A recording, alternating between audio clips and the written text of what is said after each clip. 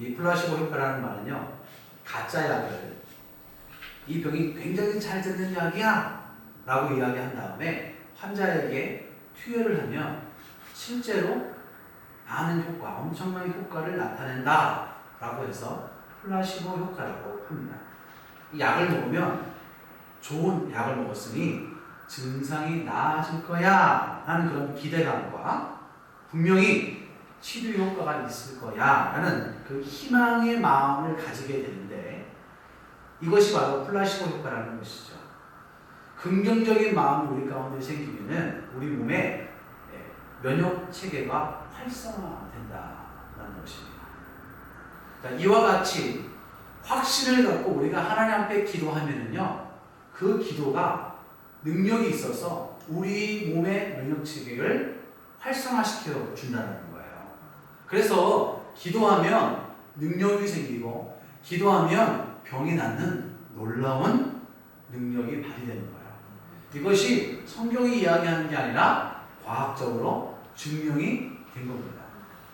기도하며 기도의 능력이 나타나는 거예요. 아멘. 1988년 심장학 의사였던 랜돌프 버더는 치료에 관한 특이한 연구 결과를 발표를 했습니다.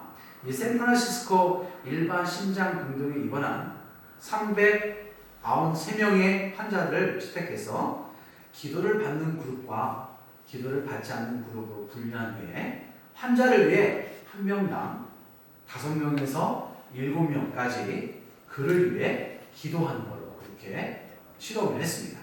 그 결과 기도를 받은 환자들은 항생제를 맞이할 가능성이 5배나 적었다. 폐수송이 생길 가능성도 3배나 적었다. 기도받은 그룹 중에 기관 내에 삭관이 필요한 환자가 없었으며 이 그룹 환자들의 사망률이 더 적었다는 사실이 보도가 되었습니다. 여러분, 기도는요, 능력입니다. 아멘. 기도는 사람의 마음도 움직입니다. 기도는 병든 자를 낫게 합니다. 기도는요, 믿는 저와 여러분, 택함 받은 자에게 주신 하나님의 특별한 선물입니다. 기도는 특권입니다. 할렐루야. 여러분, 우리가 지금까지 신앙생활하면서 우리 하나님 앞에 기도하잖아요. 기도하면 얼마나 많은 응답을 받았습니까? 그렇죠? 이게 기도의 능력이라는 거예요. 오늘 본문은요, 기도에 대한 말씀을 하고 있는데요, 예수님께서요, 이 기도에 대해서 과부와 불의한 재판장에 관한 비유로 말씀해 주고 있는 것을 우리가 볼 수가 있습니다. 어떤 도시에 하나님을 두려워하지 않는, 또 사람을 무시하는 한 재판장이 있었습니다. 그런데 한 과부가 자신의 원한을 풀기 위해 이 재판장을 찾아간 거예요. 재판장님, 제가 억울한 일을 당했습니다. 제발 제 억울함을 풀어주십시오. 제 이 억울함을 풀어주셔야지만이 내가 살아갈 수 있을 것 같습니다. 제발 제 원한을 풀어주십시오. 그런데 이 재판장은 바쁘다는 핑계로 이 여인을, 이 과부를 만나주지 않는 거예요. 과부는 포기하지 않고 계속해서 찾아가면서 자신의 원한을 풀어줄 것을 호소했습니다. 여전히 재판장은요, 콧방귀도 끼지 않는 거야. 그래서 이 과부는 또 찾아갑니다. 한 번으로 찾아가는 것이 아니라 2번, 3번 계속해서 찾아갑니다. 그러다 보니까 이 재판장이 어떤 마음이 들었냐면, 야, 이 여인이 나를 괴롭게 하니 내가 해결해 주지 않으면 앞으로도 계속 나를 찾아와서 나를 괴롭게 하겠구나 라는 그러한 생각을 가졌던 겁니다. 그래서 이 재판장이 과부의 원한을 풀어주게 된 것이죠. 과부의 끈질긴 수고와 노력으로 인한 이 원한을 풀 수 있게 되었던 겁니다. 비유를 맞추신 예수님은요, 뭐라고 이야기하시냐면, 하물며 하나님도 택하신 자들의 원한을 풀어주시지 않겠느냐라고 그렇게 말씀합니다. 그러면서 주님이 오실 때 이만한 믿음을 찾아볼 수 있겠느냐 그렇게 이야기했어요. 무슨 말이에요? 마지막 때 가면 갈수록 하나님께 간절히 매달리는 기도하는 사람들이 많아진다, 적어진다? 적어진다는 거예요. 없을 것이다 라고 그렇게 말씀하고 볼 수가 있습니다. 여러분 옛날에 비해서 지금 우리 믿음의 성도들 기도 많이 하십니까? 옛날에 70년대 80년대는요 한번 예배하면요 거의 예배 시간이 3시간 4시간이었어요. 철야하면은요 8시부터 시작해갖고요 새벽 1-2시까지 했습니다. 근데 지금 그렇게 합니까? 지금 그렇게 하면요 교회 나오지도 않아요. 지금 그렇게 기도하려고 하잖아요? 그러면 교회 나오지도 않아요. 갈수록 사람이 살아가는 삶이 편안해지니까 기도가 줄어들고 있는 것을 볼 수가 있습니다. 여러분 우리가 살아가면서요 참 낙심할 때가 참 많이 있어요. 이런 일로 저런 일로 낙심할 때가 참 많이 있습니다. 이 낙심이라는 것은 헬라어로 뭐라고 되어 있냐면요 자막 한번 볼까요? 네, 헬라어로 엔카케인이라고 이야기합니다. 이것은 지치다, 상심하다, 절망하다 라는 의미를 가지고 있습니다. 그러니까 내가 원하고 바라는 것이 이루어지지 않으면 또 하던 열심히 했는데 그 열심히 한 거에 대한 어떤 나에게 그 유익이 없으면 어떻게 되는 거야? 사람은 금방 낙심하게 되어 있는 겁니다. 근데 믿는 사람들에게도 낙심이 올 때가 참 많이 있습니다. 그것도 무엇을 통해서 낙심이 오는지 아세요? 기도할 때 낙심이 올 때가 많이 있어요. 기도를 했는데 기도에 응답이 없는 거예요. 내가 몸이 안 좋아가고 하나님 나 병을 고쳐주세요 하고 기도했는데 여전히 내 병이 그대로 있는 거야. 여러분 그것도 얼마나 큰 낙심이 있겠습니까? 기도해도 소용없더라 그렇게 이야기하는 사람을 저는 많이 들었습니다. 기도했는데 하나님이 안 들어주시더라, 하나님이 안 계시더라 라고 그렇게 이야기하는 사람도 들었습니다. 그러면은 기도에도 낙심이 오니까 기도하지 말아야 되겠네요. 맞습니까? 기도해도 낙심이 오므로 어떻게 해야 돼요? 기도하되 따라합시다. 항상 기도해야 합니다. 기도했는데 낙심이 나요. 그리고 어떻게 기도하라고요? 항상 기도해요. 여러분 그냥 기도하는 것과요 항상 기도하는 것은 다릅니다. 항상 기도하는 건 뭐예요? 보험 드는 거예요. 여러분 다 보험 들었죠? 보험 안 들었습니까? 목사인 저도요 죄송하지만 보험 들었습니다. 어떤 분은 목사가 무슨 보험이야 믿음 없게 이렇게 이야기하시는데 저는 이 믿음의 차원이 아닌 것 같아요. 지혜의 차원인 것 같습니다. 저도 보험 들었습니다. 기도는 보험이에요. 기도는요 유비무환입니다. 항상 기도해 두면은요 낙심이 생겨도요 그 기도의 힘으로 이길 수 있어요. 여러분 생각해 보십시오. 문제가 생기고 나서 기도하는 것이 지혜로운 겁니까? 문제가 생기기 전에 먼저 기도해서 문제를 막는 것이 지혜로운 사람의 모습입니까? 문제가 생기기 전에 기도하는 것이 지혜로운 사람의 모습이지 않겠습니까? 여러분 낙심이 생겨도요 항상 기도하는 사람은요 데미지가 적어요. 충격이 적어요. 그런데 여러분 어떻습니까? 우리는 기도하지 않아요. 그렇죠? 기도하더라도 정말 조금만큼 기도하잖아요. 이것이 문제인 거예요. 우리는 기도를 하더라도요 그때 필요에 의해서만 할 때가 많이 있습니다. 그냥 평상시에는 지내죠. 근데 문제가 탁 터지면 그때 기도하잖아요. 그리고 기도하면 그게 끈질기게 계속 오래 갑니까? 잠시 하다가 멈춰버려요. 쉽게 포기합니다. 오늘 본문에요 항상 기도하고 라는 단어가 나옵니다.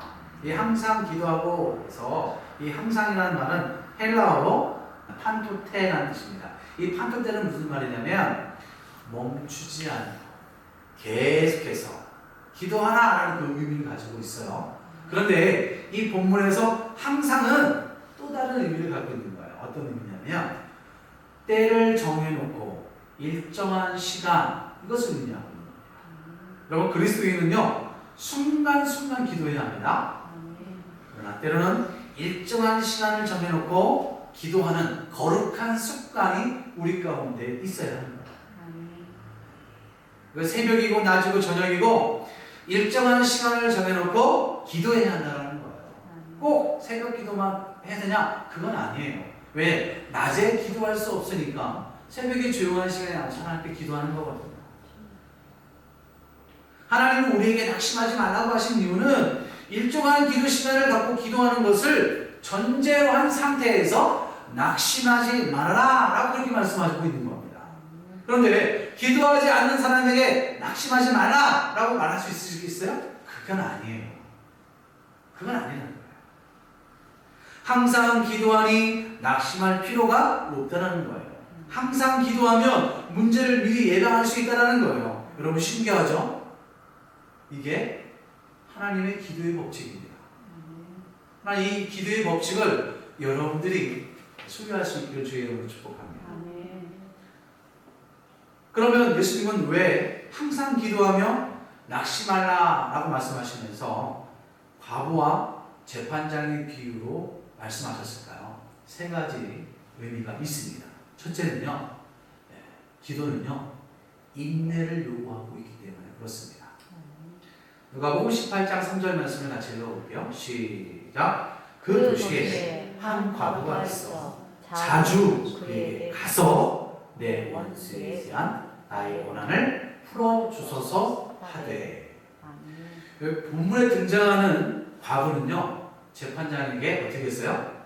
자주 갔다라고 그렇게 말씀하고 있습니다. 당시 여성의 사회 구조 속, 여성은요, 사회 구조 속에서 소외된 계층이었습니다. 게다가 이 여자분은 과부입니다. 과부라는 말은 히브리어로 무슨 말이냐면 침묵하는 자라는 의미를 가지고 있어요. 그러니까 당시 여자는 뭐 해야 돼요? 목소리를 낼 수가 없는 사람인 거예요. 이것은 단지 남편이 죽어서 없다라는 그 의미가 아니라 사회적으로 약자라는 것을 우리가 알 수 있습니다. 그렇기 때문에 이 여인이 재판장에게 찾아가서 나의 원한을 풀어주십시오 라고 이야기하는 것은 어쩌기 보면 계란으로 과일이에요. 그렇죠? 왜냐하면 재판장의 입장에서는 이 사람의 원한을 들어주나 안 들어주나 소용없거든요. 오히려 귀찮은 문제예요. 그럼에도 불구하고 이 과부는요, 자주 갔습니다. 원한을 풀어달라고 호소했어요. 근데 여기서 자주라는 말은요, 과부가 가끔 재판관을 찾아갔다라는 그런 의미가 아니에요. 여기서 자주라는 말은 뭐냐면, 따라합시다. 반복적으로 찾아갔다. 반복적으로 찾아간 것을 이야기하는 거예요. 오늘 1시에 찾아왔어요? 그럼 내일도 1시에 찾아갑니다. 그러니까 안 돼요. 그러면 내일 모레 1시 찾아갑니다. 또 그 다음 날도 1시에 찾아가는 거예요. 매일매일 그 시간을 정해놓고 똑같은 시간에 찾아가는 겁니다. 여러분, 다니엘이 하루에 시간을 내서 3번 기도했어요. 예수님도 습관에 따라 항상 그 시간에 뭐 하셨어요? 기도하셨어요. 여러분 생각해 보십시오. 이 여인이 재판장에 갈 때에 어떨 것 같습니까? 문 밖에서요, 얼마나 많은 모욕을 받았을까요? 아니면 찾아갔을 때 몇 시간이고 그 문 앞에서 기다려 앉아 있다가 그냥 돌아보는 경우도 허다했다는 거예요. 그럼에도 이 여인이 낙심하지 않고 끝까지 인내하며 찾아갔던 이유는 뭐냐면, 언젠가는 나의 원한을 들어줄 거야. 언젠가는 나의 원한을 풀어주실 거야 라는 확신이 있었기 때문이에요. 여러분, 이것을 반드시 해야 한다는 그 여인의 마음에 갈급함이 있었기 때문이라는 거예요. 여러분, 그렇습니다. 인내는요, 따라합시다. 확신과 갈급함이 있어야 한다. 로마서 4장 21절 말씀 읽어볼게요. 약속하신 그것을 또한 능히 이루실 줄을 확신하였으니. 시편 42편 1절에 하나님이여 사슴이 시냇물을 찾기에 갈급함같이 내 영혼이 주를 찾기에 갈급하나이다. 여러분, 기도는요, 인내해야 되는데요. 인내하려면 뭐가 있어야 된다고요? 반드시 들어주실 거예요. 확신이 있어야 합니다. 그 다음에 그거에 대한 갈급함이 있어야 돼요. 반드시 들어주실 거야 라는 확신과 반드시 해야 한다는 그 간절함과 갈급함이 있으면 어떤 일을 하든요, 인내할 수 있습니다. 인내 없이 되는 것이 이 세상에 있을까요? 아무것도 없습니다. 권사님, 인생 살아보니까 어때요? 인내가 없으면 아무것도 할 수 없죠. 인내 없으면 아무것도 할 수 없습니다. 하물며 밥을 줄 때에도 인내해야 되잖아. 밥 뜸들여야 되잖아. 여러분 신앙생활도 마찬가지예요. 신앙생활 하면서 얼마나 인내한 일이 참 많은지 아십니까? 고난이 오죠. 시험이 오죠. 연단이 오죠. 교회 안에 누군가 나한테 또 염장지르죠. 시기하죠. 없을 거 같죠. 다 있습니다. 어느 교회가 다 있어요. 네. 그럼 우리 어떻게 해야 돼요? 인내를 이루어야 돼요. 인내 없이 믿음이 성장하지가 않아요. 인내 없이 신앙이 성장하지는 않습니다. 누구든 인내의 과정을 거쳐야 소망에 이르게 됩니다. 인내는 연단을 소망을 이루게 한다고 말씀하시잖아요. 인내는요 과정은 씁니다. 그러나 열매는 인내 없이 열매는 맺을 수가 없는 거예요. 본문에 나오는 가보는요 인내가 있었기 때문에 원한을 풀 수 있었던 겁니다. 기도도요 마찬가지입니다. 여러분 항상 기도하는 거 쉽지 않습니다. 일정한 시간에 기도하는 거 정말 어렵습니다. 어려워요. 기도한다고 딱 눈을 감으면은 마치 1시간이 흐른 것 같아요. 그렇죠? 눈을 뜨고 딱 시계를 보면 몇 분이에요? 5분이네. 기도한다고 열심히 하나님께 기도했는데 몇 마디 하니까 더 이상 말이 안 나와. 도대체 뭔 얘기를 해야 할지.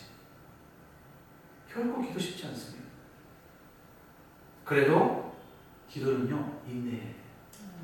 인내하다 보면 어느 순간 성령님께서 우리의 마음을 터시게 하시고 여러분 인내로 기도할 수 있기를 바랍니다. 로마 시대의 신학자였던 테툴리아는 신앙이란 불을 켜놓고 기다리는 것이다 라고 이야기했습니다. 여러분 응답이 없어도 낙심하지 말고 항상 기도해야 하는 이유는 뭐예요? 인내예요. 인내를 기르기 위해서 그런 거예요. 일정한 시간을 정해놓고 기도할 수 있는 우리 모두가 될 수 있기를 바랍니다. 인내하는 훈련이 됩니다. 두 번째는 뭘까요? 두 번째 한번 볼까요? 시작! 하나님은 기도에 응답하는 분이시기 때문입니다. 하나님은요 우리의 기도를 반드시 응답하십니다. 네, 여러분 이 확신을 갖고 기도해야 되는 거예요. 자, 누가복음 18장 7절입니다. 시작! 하물며 하나님께서 그 밤낮 부르짖는 택하신 자들의 원한을 풀어주지 아니하시겠느냐? 그들에게 오래 참으시겠느냐? 성경은 이 불의한 재판관을 등장시킴으로써 우리에게 또 다른 교훈을 주고 있는 것을 볼 수가 있습니다. 이 재판관은요 하나님을 경외하지 않는 사람이에요. 이 재판장은요 하나님을 존경하지도 않아요. 그리고 사람들을 존중히 여기지도 않아요.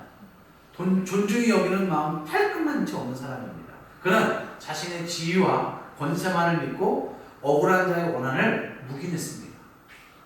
여러분 오늘 같으면 어떻게 돼요? 그 사람은 직무유기입니다. 근데 저는요 이 불의한 재판장을 보면서 누가 생각이 났냐면 예수님이 생각이 났어요. 왜냐하면 예수님하고 정반대거든요. 예수님은요 소외되고 가난하고 병든 자들 그리고 죄인의 친구였어요. 예수님은요 찾아오셔서 우리를 만나주시고 우리 아픈 부분을 치료해 주시고 우리를 위로해 주시고 우리의 문제를 다 들어주시고 해결해 주시는 분이에요. 예수님은 우리 아픔을 같이 나누신 분이에요. 우리와 함께 오셨던 분이 우리 예수님이세요. 그래서 마태복음 11장 28절 29절 보면 수고하고 무거운 짐진 자들아 다 내게로 오라. 내가 너희를 쉬게 하리라. 나는 마음이 온유하고 겸손하니 나의 멍에를 메고 내게 배우라. 그리하면 너희 마음이 쉼을 얻으리라. 여러분 불의한 재판장은 좀 반대입니다. 수고하고 무거운 짐진 자들아 다 내게 오지 마라. 귀찮게 하지 마라. 그렇잖아요. 마태복음 7장 11절에는 너희가 악한 자들은 좋은 것으로 자식에게 줄 줄 알거든 하물며 하늘에 계신 너희 아버지께서 구하는 자에게 좋은 것으로 주시지 않겠느냐. 뭐예요? 구하면 하나님이 좋은 것으로 다 주신다고 하십니다. 이 불의한 재판장은 구하거나 찾아오면 거들떠보지도 않잖아요. 정 예수님하고 반대되는 사는 사람. 여기에 성경에 이 비유를 통해서 불의한 재판관이 등장하는 이유가 있는 겁니다. 하나님을 두려워하지 않고 사람을 무시하는 재판관임에도 불구하고 이 과부의 끈질긴 요청에 인내의 원한을 풀어주었던 것처럼 하물며 의로우신 하나님이 택함 받은 자들의 기도를 들어주시지 않겠느냐? 들어주시지 않겠냐는 건 무슨 의미인지 아십니까? 반드시 들어주신다는 겁니다. 그러니 인내를 가지고 포기하지 말고 항상 기도하며 낙심하지 말라. 하나님 우리의 기도를 반드시 들어주시기 때문에 그런 겁니다. 여러분 반드시 들어주십니다. 기도가 응답이 없는 것도 응답인 거예요. 응답인 거예요. 여러분 그거 있잖아요. 우리 애들이 저한테 그래요. 만약에 우리 주환이가 저한테 아빠 나 3천만 원 주세요. 왜? 차 한 대 사기로. 그럼 제가 데리고 할까 안 할까? 이건 들을만 말도 안 되는 거예요. 값어치도 없는 거예요. 하나님 똑같아요. 기도에 응답이 없으냐? 네가 필요한 이유를 하나님도 모르시는 거예요. 데리고 할 필요가 없기 때문에 이게 안 하시는 거예요. 그러니까 그건 뭐야? 안 된다는 거야. 안 된다는 거야. 여러분 기도의 응답은 잠깐 기다려. 즉시 오케이. 안 돼. 안 되는 것도 기도의 응답인 거예요. 그러니까 여러분 우리가 기도할 때마다 하나님 우리의 기도를 반드시 들어주셔요. 시편 116편 1절 2절 말씀 읽어보겠습니다. 여호와께서 내 음성과 내 간구를 들으심으로 내가 그를 사랑하는도다. 하나님이 여러분의 기도를 들어주시면 믿습니까? 더 하나님을 사랑할 수 있기를 바랍니다. 2절입니다. 시작. 그의 귀를 내게 기울이셨으므로 내가 평생에 기도하리로다. 왜 기도해요? 그가 내 기도를 들어주셨습니다. 하나님이 우리의 기도를 반드시 들어주신다는 확신이 있으면 어떻게 하는 거예요? 항상 기도하게 돼요. 한번 생각해 봐야 되겠는데 안 들어주실 것 같은데 안 들어주시 그러면 어떻게 해요? 기도 못하는 거예요. 기도에 대한 확신과 믿음이 없으니까 우리가 기도를 안 하는 겁니다. 문제는 우리가 기도를 하지 않는 것이 문제인 거죠. 세 번째는요, 기도하면 하나님이 일하시기 때문에 그렇습니다. 하나님이 일하세요. 누가복음 18장 8절 말씀을 읽어볼게요. 시작. 내가 너희에게 이르노니 속히 그 원한을 풀어주시리라. 그러나 인자가 올 때에 세상에서 믿음을 보겠냐 하시니라. 아멘. 여러분 이 말씀을 우리가 기도하면 하나님이 일하셔서 우리의 문제를 해결해 주신다. 이 불의한 재판장의 비유를 통해서 하나님은 어떤 하나님이신지에 대해서 우리에게 말씀해 주시는 거예요. 18장 2절과 4절까지만 보더라도요, 재판장은 어떤 사람이었어요? 찔러도 피 한 방울 안 나는 사람이에요. 만나주지 않을 사람이라는 것을 우리가 알 수가 있습니다. 그런데 이 재판장의 마음이 움직일 때가 언제였어요? 자꾸 찾아올 때 움직이는 거예요. 자꾸 찾아올 때.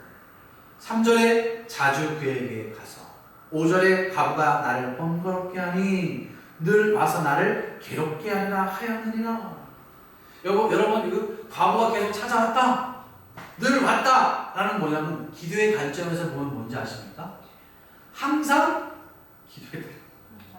항상 기도했다는 거예요. 여러분 기도하면 하나님을 일하게 하는 거예요. 기도하면 하나님을 귀찮게 하는 거예요. 야 내가 너 기도 귀찮아서 내가 들어줄게. 하나님 그렇게 이야기하시고 나를 번거롭게 하고 괴롭게 했다라는 것은 뭐냐면 기도하니까 그 기도가 하나님의 마음을 움직이기 시작했다라는 거예요. 움직이기 시작했다. 여러분 기도하면 하나님의 마음을 움직이게 됩니다. 과부의 원한을 풀어 주었다. 이 말씀은요, 하나님이 일하셔서 문제를 해결하셨다라는 의미거든요. 한스 콘스타인이라는 사람은요, 사람이 일하면 사람이 일할 뿐이지만 사람이 기도하면 하나님이 일하신다라고 말씀했습니다.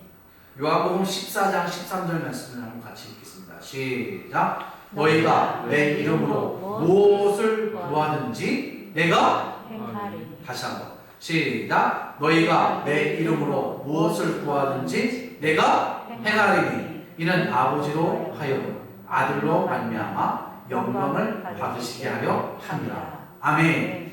여러분이 우리가 예수 그리스도의 이름으로 구하면 주님이 어떻게 일하신다는 거예요. 아멘. 하나님이 일하시는 거예요. 아멘. 여러분 하나님이 일하시길 원하십니까? 아멘. 그러면 우리는 기도하면 돼요. 아멘. 능력이 많고 설교를 잘하는 목회자라도요. 기도하지 않으면 하나님이 일하지 않습니다. 기도하지 않으면 역사가 나타나지 않아요. 아멘. 기도는요. 내가 하지만 일은 누가 하는 거예요? 하나님이 하시는 거예요. 아멘. 우리가 기도하면 하나님이 일하십니다. 할렐루야. 아멘. 반대로 기도하지 않으면 어떻게 될까요? 하나님도 일하지 않아요. 기도하지 않으면 역사도 일어나지 않아요. 아멘. 여러분 이 사실을 우리가 알고 있어요. 아멘. E.M. 바운드라는 사람은요. 기도하지 않는 사람은 하나님이 돕고 싶어도 도울 수가 없다라고 이야기했습니다. 그럼 무슨 말이에요? 항상 기도해야 합니다. 아멘. 그래서 오늘 본문에 뭐라고 이야기하신 거예요? 따라합시다. 항상 항상 기도하며 기도하며 낙심하지 말라. 낙심하지 말라. 낙심하지 말라.